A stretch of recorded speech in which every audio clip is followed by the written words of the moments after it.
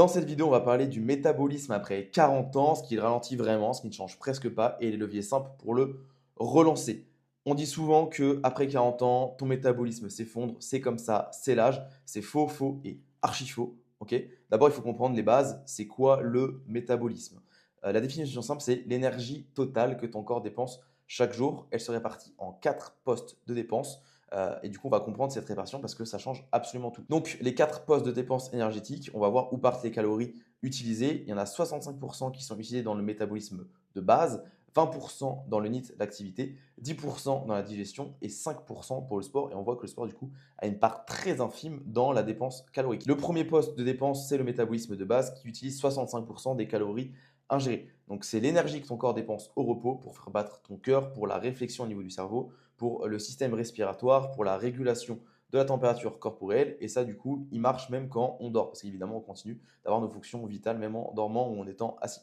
Le deuxième poste le plus oublié, c'est le NEAT. Qu'est-ce que c'est? C'est toutes les dépenses hors du sport. Donc, ça va être marcher, bouger au bureau, prendre l'escalier, cuisiner, chanter, etc. C'est les postes sur lesquels tu peux agir tout de suite. Et en fait, c'est des choses qu'on ne fait pas forcément exprès. Ça va être marcher pour prendre le bus, ça va être aller d'une pièce à une autre, ça va être voilà, je bouge avec mes bras, etc. Là, je dépense des calories. Et en fait, c'est tout simplement un gros poste de dépense cumulé sur toute la journée. Le troisième poste de dépense, c'est la digestion. C'est environ 10% l'énergie consommée pour digérer ce que tu manges. Il faut savoir que les protéines coûtent jusqu'à 4 fois plus d'énergie à digérer qu'un glucide. Donc c'est ultra intéressant du coup de manger davantage de protéines pour dépenser plus de calories lors de la digestion et donc brûler plus de gras. Et enfin, le dernier poste de dépense, le plus faible, et du coup en général les gens sont surpris, c'est en fait le sport. C'est beaucoup moins que ce que les gens imaginent et c'est pour ça que se remettre au sport ne suffit jamais car en fait ça a une très faible incidence sur le métabolisme de base et du coup sur la dépense énergétique. Maintenant, on va voir ce que dit la science. Est-ce que le vrai déclin, il est après 40 ans?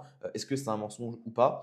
Donc, j'ai étudié justement une étude de Panzer qui ont pris plus de 6400 personnes qui ont été analysées, donc des nourrissons de 8 jours jusqu'à des personnes de 95 ans. C'est la plus grande étude jamais menée sur la dépense énergétique humaine, publiée dans la revue Science, donc qui a la référence scientifique mondiale. Et donc, dans cette étude, en fait, on apprend que le métabolisme ne s'effondre pas du tout à partir de 40 ans, comme ce que la plupart des gens le pensent. On voit très bien, en fait, ici que l'évolution voilà, du métabolisme, il est assez stable de 20 ans, 30 ans, 40 ans, 50 ans, et qui va chuter que vers 60-70 ans, mais en fait qui chute que très tard dans l'espérance de vie. Les gens ont tendance à croire qu'à partir de 30 ans, ils commencent à décliner. Et en fait, pas du tout. Et on va voir pourquoi. La conclusion de cette étude, c'est que ce n'est pas ton métabolisme, c'est ton mode de vie qui te fait prendre du poids. Et ça, c'est une excellente nouvelle parce que ton mode de vie, eh ben, évidemment, ça se corrige. Et justement, on va voir les coupables, donc les 7 vraies causes du ralentissement qui te font prendre du gras. Et tu vas probablement te reconnaître dans plusieurs cas. La première cause, du coup, la plus importante, c'est la fonte musculaire. Le muscle est le tissu le plus métaboliquement actif du corps. Moins de muscle égale moins de calories brûlées au repos. Et dès 30 ans, tu perds 3 à 8% de masse musculaire par décennie si tu ne t'entraînes pas. La deuxième cause, c'est le cortisol chronique, donc le stress. Le stress avec du coup ton travail qui est permanent, la pression, les deadlines, ton cortisol qui reste élevé en continu et du coup ton corps passe en mode protection de ses réserves. Il y a beaucoup de stress, ça fait monter le cortisol qui augmente du coup le stockage abdominal. En plus, ça fait baisser la qualité de ton sommeil, ce qui favorise du coup le stockage des graisses. La troisième cause, c'est les nuits de 6 heures. Dormir moins de 7 heures, ça dérègle les deux hormones qui contrôlent ta faim et ta satiété. On a l'agrédine qui va être augmentée, donc c'est l'hormone de la faim d'environ 28% et la leptine qui descend de 18%, du coup l'hormone de la satiété, donc qui fait que tu as beaucoup plus faim en fait quand tu dors moins. La quatrième cause, ça peut être les régimes à répétition. Chaque régime raté baisse un peu plus ton métabolisme de base. C'est le métabolisme adaptatif et il est persistant. Imaginons voilà, quelqu'un qui a 2200 calories au niveau de son métabolisme de base, il va faire un premier régime qui va le faire chuter à 2000, puis un deuxième à 1800, puis un troisième à 1600, et du coup il se retrouve aujourd'hui à 1400 parce qu'au fur et à mesure des régimes, il mangeait de moins en moins. À chaque fois, du coup, il a eu une perte de masse musculaire parce que son corps devait trouver l'énergie, il a puisé, certes, pourquoi pas un peu dans le gras, mais surtout beaucoup dans les muscles, qui a fait en fait complètement chuter son métabolisme. La cinquième cause, ça peut être la sédentarité. Tu peux être facilement plus de 8 à 10 heures par jour assis, et ça encore, c'est vraiment vu à la baisse. C'est le NEAT, ce qu'on appelle, c'est le deuxième poste qui est de 20% qu'on a vu au début de la vidéo, qui s'est effondré. Du coup, tu dépenses des centaines de calories en moins qu'à 25 ans sans même t'en rendre compte, vu que tu passes de plus en plus de temps assis, que ce soit dans une voiture, derrière un bureau, à table en train de manger, dans le canapé, dans le lit. Et en fait, on peut facilement passer des journées de 16-18 heures en étant assis quand on fait le calcul. Et on ne se rend pas compte, on peut être ultra sédentaire.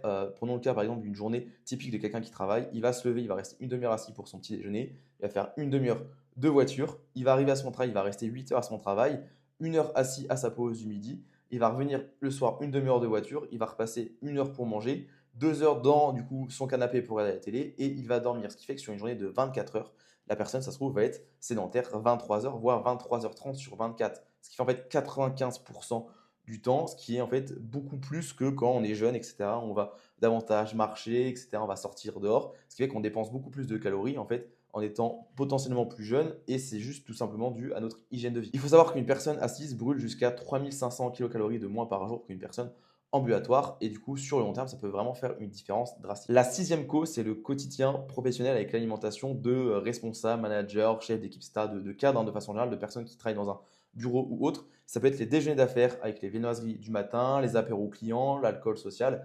Résultat, ton insuline est en pic permanent, ton corps stocke au lieu de brûler. Et là, on peut voir qu'en fait, sur le schéma, typiquement sur une journée type, on peut avoir le croissant, le déjeuner pro, le gâteau de réunion, l'apéro client. Et en fait, on a des pics constants de glycémie qui favorisent le stockage des graisses. La septième cause, c'est le déclin discret avec le déclin hormonal. Par exemple, la testostérone chez l'homme descend de 1 à 2% par an dès 35 ans. L'oestrogène chez la femme à la périménopause. Résultat, moins de muscles, plus de graisse viscérale, une énergie en baisse et donc un métabolisme qui chute. Donc pour récapituler, il y a 7 causes. Tu te reconnais sûrement même dans plusieurs cas, que ce soit la fonte musculaire, le cortisol, les nuits courtes, les régimes répétés, la sédentarité au bureau, l'alimentation professionnelle et le déclin hormonal. Et donc justement, on va voir le protocole avec les 4 leviers pour tout relancer. Ça sera applicable dès cette semaine, même avec un agenda chargé. Avant de parler de levier, ce qui ne marche pas, ok, on oublie tout ce qu'on essaie de te vendre. Aucun raccourci ne reconstruit ton métabolisme. Les brûleurs de graisse thermogéniques, ça ne sert à rien. Les coupes fins et compléments miracles non plus. Les shakes, détox et programmes reset, c'est pourri. Et les 2 heures de cardio par jour, on n'en parle même pas. C'est le pire truc que tu puisses faire. Le premier levier qui est complètement contre-intuitif, c'est de remonter tes calories. Et oui, parce que si tu manges déjà peu et que tu stagnes, c'est vital de remonter progressivement vers la maintenance pour sortir ton corps du mode économie. Tu peux remonter par palier de 100 à 150 calories par semaine. C'est la phase de relance métabolique. Le second levier, c'est le moteur. Donc, c'est de faire de la musculation ou en tout cas du renforcement musculaire de façon générale 2 à 3 fois par semaine. C'est le seul levier qui reconstruit du muscle, donc ton métabolisme de base. 2 à 3 séances suffisent largement pour des résultats remarquables. Tu peux faire des séances courtes de 30 minutes avec des mouvements composés polyarticulaires et tu peux évidemment faire plus de séances ou plus de choses si tu aimes ça, mais ce n'est pas nécessaire. Le troisième levier, c'est le fait de prioriser les protéines. Ce n'est pas juste marketing, c'est le macronutriment le plus rassasiant, le plus thermogénique, celui qui protège et reconstruit ton muscle. L'objectif, ça serait de manger 1,6 à 2 grammes par kilo de poids corporel répartis sur la journée en 2, 3, 4 prises. Le quatrième levier qui est non négociable, je sais que ça peut être pas mal compliqué pour beaucoup de personnes avec voilà, des travails qui sont très prenants ou une vie familiale aussi très prenante, mais il faut protéger ton sommeil. C'est pendant le sommeil que tes hormones se régulent, que ton muscle se répare et que ta graisse se mobilise. Il faut minimum 7 heures en moyenne. Le mieux, c'est du coup se coucher et se lever à des heures fixes. Pas d'écran 30 minutes avant pour avoir un sommeil le plus profond et le plus réparateur possible et ne pas du coup être surexcité par les écrans juste avant de se coucher. L'idéal aussi d'avoir une chambre fraîche, 19-20 degrés maximum pour être dans les meilleures conditions. L'équation à retenir, c'est plus de muscles, plus davantage de protéines, plus davantage de sommeil égale un meilleur métabolisme qui tourne au maximum. Donc voilà, c'est quoi l'étape suivante pour toi? Ton métabolisme, il n'est pas cassé, il attend le bon signal. Si tu veux un protocole personnalisé à ta vie et à ton métabolisme, on en parle ensemble. Tu as un lien sous cette vidéo pour pouvoir réserver 1 heure d'échange avec nous pour pouvoir avoir un vrai plan d'action qui prenne en compte tes contraintes, tes problématiques, ton quotidien, ton travail, ta vie de famille. Ce n'est pas un appel de vente, on est là vraiment pour faire un diagnostic de ta situation et voir si on peut t'aider et ensuite te donner un plan d'action et voir comment on peut avancer ensuite main dans la main. Si ça t'intéresse, réserve ton appel stratégique juste en dessous. Et tu auras aussi également sous l'appel toutes les études scientifiques citées, je te les remets ici si jamais tu veux jeter un coup d'œil.